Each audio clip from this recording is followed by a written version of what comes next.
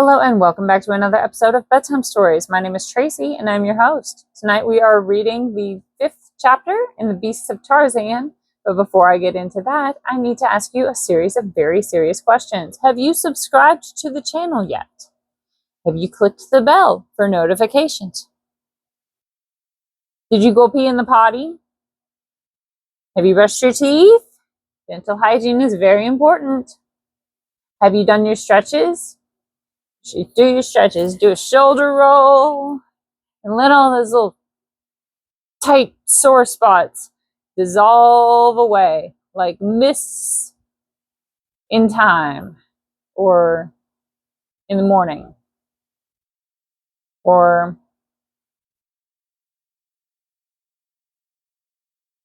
butter in the microwave when you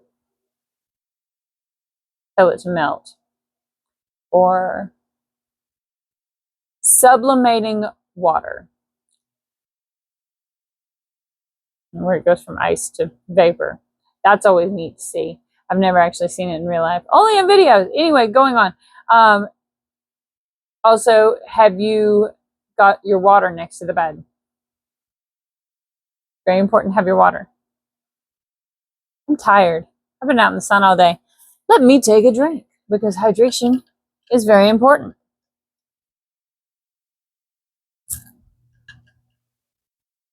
So, also, thoughts and prayers for my microphone case.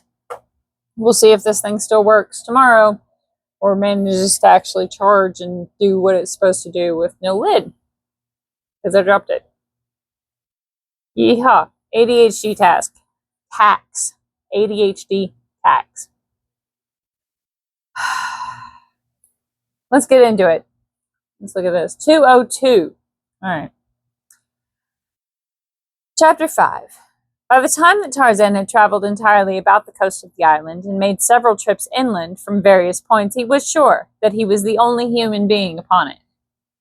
Nowhere had he found any sign that men had stopped even temporarily upon this shore, though, of course, he knew that so quickly does the rank vegetation of the tropics erase all but the most permanent of human monuments, that he might be in error in his deduction. The day following the killing of Numa, Tarzan and Cheetah came upon the tribe of Akut.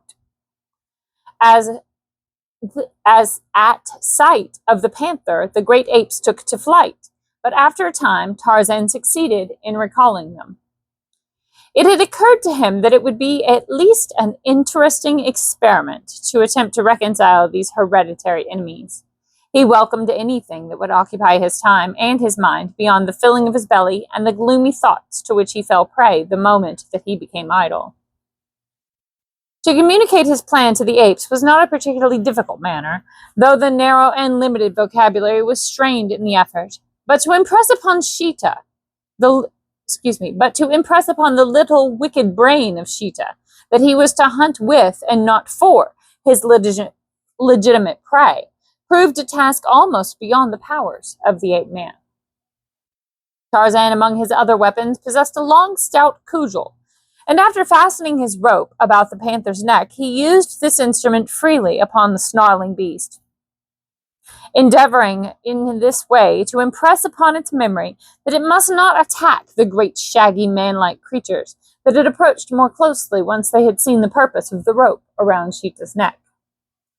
That the cat did not turn and rend Tarzan is something of a miracle, which may possibly be accounted for by the fact that twice, when it turned growling upon the ape-man, he had rapped it sharply upon its sensitive nose, inculcating in its mind thereby a most wholesome fear of the cudgel and the ape beasts behind it.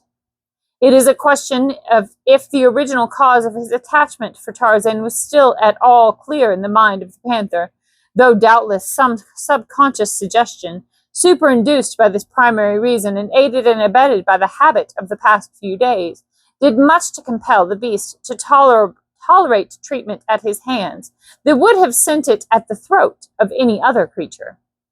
Then, too, there was the compelling force of the man-mind exerting its powerful influence over this creature of a lower order. And after all, it may have been that this proved the most potent factor in Tarzan's supremacy over Cheetah, and the other beasts of the jungle that had from time to time fallen under his domination.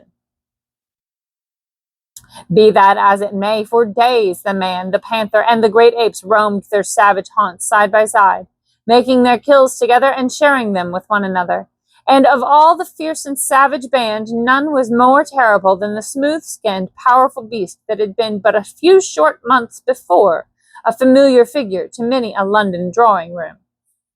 Sometimes the beasts separated to follow their own inclinations for an hour or a day, and it was upon one of these occasions, when the ape-man had wandered through the treetops toward the beach, and was stretched in the hot sun upon the sand, that from the low summit of a nearby promontory a pair of keen eyes discovered him.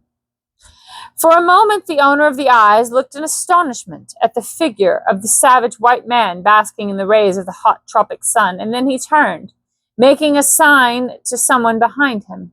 Presently another pair of eyes were looking down upon the ape-man, and then another, and another, until a full score of hideously trapped, savage warriors were lying upon their bellies along the crest of the ridge, watching the white-skinned stranger. They were downwind from Tarzan, and so their scent was not carried to him. It was as his back was turned half toward them that he did not see their cautious advance over the... Okay.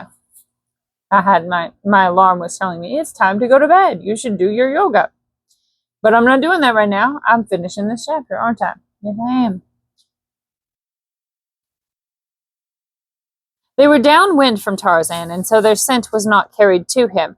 And as his back was turned half toward them, he did not see their cautious advance over the edge of the promontory and lay down through the rank grass toward the sandy beach where he lay. Big fellows they were, all of them, their barbaric headdresses and grotesquely painted faces, together with their many metal ornaments and gorgeously colored feathers, added to their wild, fierce appearance. Once at the foot of the ridge, they came cautiously to their feet and, bent half double, advanced silently upon the unconscious white man, their heavy war clubs swinging menacingly in their brawny hands. The mental suffering that Tarzan's sorrowful thoughts induced had the effect of numbing his keen, perceptive faculties, and so the advancing savages were almost upon him before he became aware that he was no longer alone upon the beach. So quickly, though, were his mind and his muscles wont to react in unison to the slightest alarm, that he was upon his feet and facing his enemies, even as he realized that something was behind him. As he sprang to his feet, the warriors leapt toward him and with raised clubs and savage yells, but the foremost went down to sudden death beneath the long, stout stick of the ape-man, and then the little sinewy figure was among them. I need new contacts. Then the lithe, sinewy figure was among them, striking right and left with a fury, power, and precision that brought panic to the ranks of the blacks. For a moment they withdrew, those that were left of them, and consulted together at a short distance from the ape-man, who stood with folded arms, a half smile upon his handsome face, watching them. Presently they advanced upon him once more, this time wielding their heavy war spears. They were between Tarzan and the jungle, in a little semicircle that closed in upon him as they advanced. There seemed to the ape-man but slight chance to escape the final charge, when all of the great spears should be hurled simultaneously at him. But if he had desired to escape, there was no other way than through the ranks of the savages, except to the open sea behind him. His predicament was indeed most serious when an idea occurred to him that altered his smile to a broad grin. The warriors were still some little distance away, advancing slowly, making, after the manner of their kind, a frightful din with their savage yells and the pounding of their naked feet upon the ground as they leapt up and down in a fantastic war dance. Then it was that the ape-man lifted his voice in a series of wild, weird screams that brought the blacks to a sudden perplexed halt. They looked at one another questioningly, for here was a sound so hideous that their own frightful din faded into insignificance beside it. No human throat could have formed those bestial notes, they were sure, And yet with their own eyes had they seen this white man open his mouth and pour forth his awful cry. But only for a moment they hesitated, and then with one accord they again took up their fantastic advance upon their prey, and even then a sudden crashing in the jungle behind them brought them once more to a halt. And as they turned to look in the direction of this new noise, there broke upon their startled visions a sight that may well have frozen the blood of braver men than the Mugambi. Leaping from the tangled vegetation of the jungle's rim came a huge panther with blazing eyes and bared fangs, and in his wake a score of mighty shaggy apes lumbering rapidly toward them, half erect upon their short bowed legs and with their long arms reaching to the ground, where their horny knuckles bore the weight of their ponderous bodies as they lurched from side to side in their grotesque advance. The beasts of Tarzan had come in answer to his call. Before the Mugambi could recover from their astonishment, the frightful horde was upon them from one side and Tarzan of the apes from the other.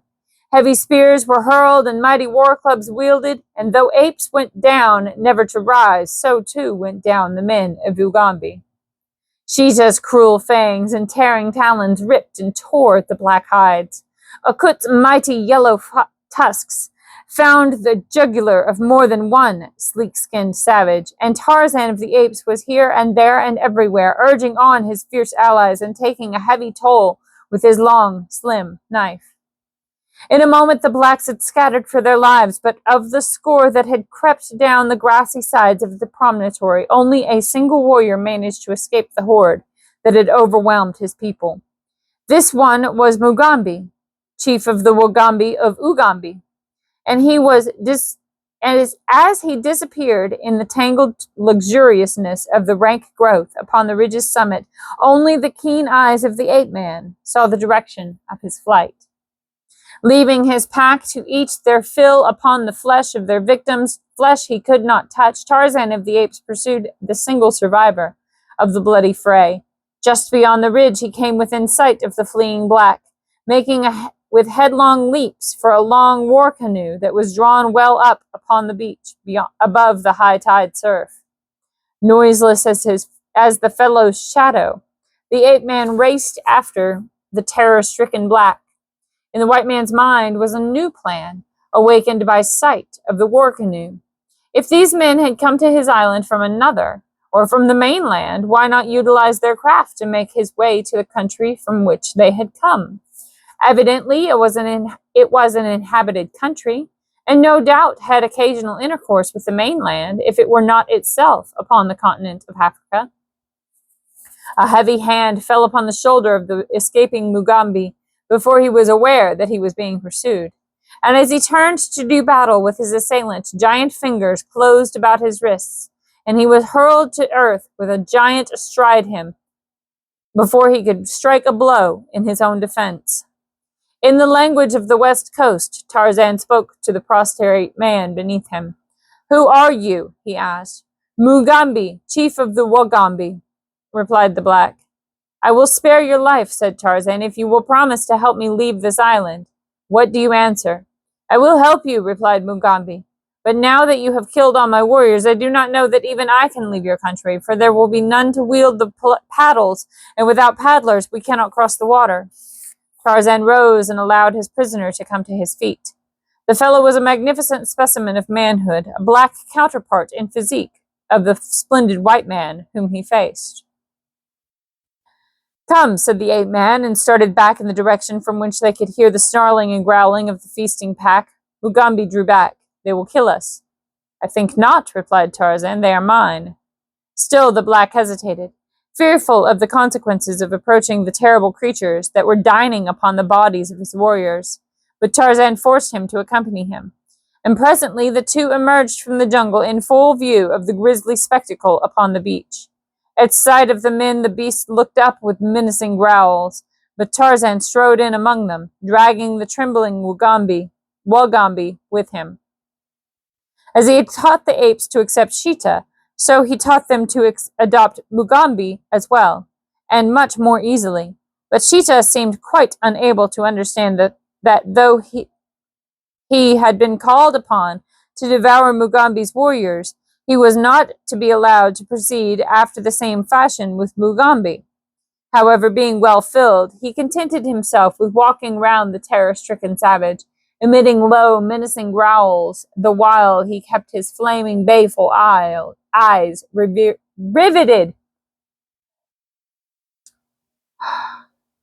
Walking round the terror-stricken savage, emitting low and menacing growls, the while he kept his flaming, baleful eyes riveted upon the black. Mugambi, on his part, clung closely to Tarzan, so that the ape-man could scarce control his laughter at the pitiable condition to which the chief's fear had reduced him. But at length the white took the great cat by the scruff of the neck, and dragging it quite close to the Mugambi, slapped it sharply upon the nose each time it growled at the stranger.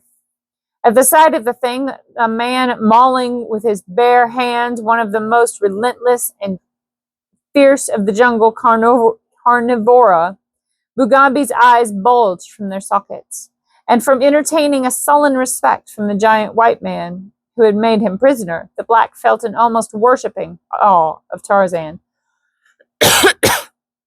Excuse me. The education of Sheeta progressed so well that in short time Mugambi ceased to be the object of his hungry attention, and the black felt a degree more of safety in his society. To say that Mugambi was entirely happy or at ease in his new environment would not be to adhere strictly to the truth. His eyes were constantly rolling apprehensively from side to side, as now one and now another of the fierce pack chanced to wander near him, so that for the most of the time it was principally the whites that showed. Poor guy, he's terrified. Together Tarzan and Mugambi, with Sheeta and Akut, lay in wait at the ford for a deer. And when at a word from the ape-man the four of them leapt out upon the affrighted animal, the black was sure that the poor creature died of fright before ever one of the great beasts touched it. Mugambi built a fire and cooked his portion of the kill, but Tarzan, Sheeta, and Akut tore theirs raw with their sharp teeth, growling among themselves when one ventured to encroach upon the share of another.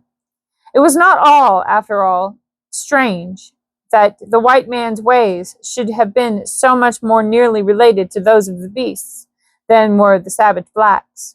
We are all of us creatures of habit, and when the seeming necessity for schooling ourselves in new ways ceases to exist, we fall naturally and easily into the manners and customs which long usage has implanted ineradicably within us. Gracious. Mugambi, from childhood, had eaten no meat until it had been cooked, while Tarzan, on the other hand, had never tasted cooked food of any sort until he had grown almost to manhood, and only within the past 3 or 4 years had he eaten cooked meat. Not only did the habit of a lifetime prompt him to eat it raw, but the craving of his palate as well, for to him cooked flesh was spoiled flesh when compared with the rich and juicy meat of a fresh, hot kill. That he could, with relish, eat raw meat that had been buried by himself weeks before, and enjoy small rodents and disgusting grubs, seems to us, who have always been civilized, a revolting fact. But had we learned in childhood to eat these things, and had we seen all those about us eat them, they would seem no more sickening to us now than do many of our greatest dainties, at which a savage African cannibal would look with repugnance and turn up his nose. For instance, there is a tribe in the vicinity of Lake Rudolph that will eat no sheep or cattle, though its next neighbors do. Nearby is another tribe that eats donkey meat, a custom most revolting to the surrounding tribes that do not eat donkey. So who may say that it is nice to eat snails and frogs' legs and oysters, but disgusting to feed upon grubs and beetles? Or that a raw oyster, hoof, horns, and tail is less revolting than the sweet, clean meat of a fresh-killed buck? The next few days Tarzan devoted to the weaving of a bark cloth sail, with which to equip the canoe, for he despaired of being able to teach the apes to wield the paddles, though he did manage to get several of them to embark in the frail craft which he and Mugambi paddled about inside the reef, well where the water was quite smooth. During these trips he had placed paddles in their hands when they attempted to imitate the movements of him and Mugambi, but so difficult is it for them long to concentrate upon a thing that he soon saw it would require weeks of patient training before they would be able to make any effective use of these new implements, if, in fact, they should ever do so. Excuse me. There was one exception, however, and he was a coot. Almost from the first, he showed an interest in this new sport that revealed a much higher plane of intelligence than that attained by any of his tribe. He seemed to grasp the purpose of the paddles, and when Tarzan saw that this was so, he took much pains to explain in the meager language of the anthropoid how they might be used to the best advantage. From Mugambi, Tarzan learned that the mainland lay but a short distance from the island. It seemed that the Mugambi warriors had ventured too far out in their frail craft, and when caught in a heavy tide, by a heavy tide and a high wind from offshore, they had been driven out of sight of land. After paddling for a whole night, thinking they were headed for home, they had seen this land at sunrise, and still taking it for the mainland, had hailed it with joy. Nor had Mugambi been aware that it was an island until Tarzan had told him that this was the fact. The Mugambi chief was quite dubious as to the sail, for he had never seen such a contrivance used. His country lay far up the broad Mugambi River, and this was the first occasion that any of his people had found their way to the ocean. Tarzan, however, was confident that with a good west wind he could navigate the little craft to the mainland. At any rate, he decided it would be preferable to perish on the way than to remain indefinitely upon this evidently uncharted island, to which no ships might ever be expected to come.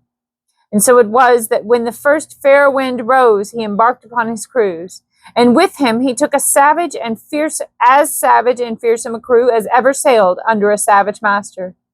Mugambi and Akut with him, and Sheeta the panther, and a dozen great males of the tribe of Akut.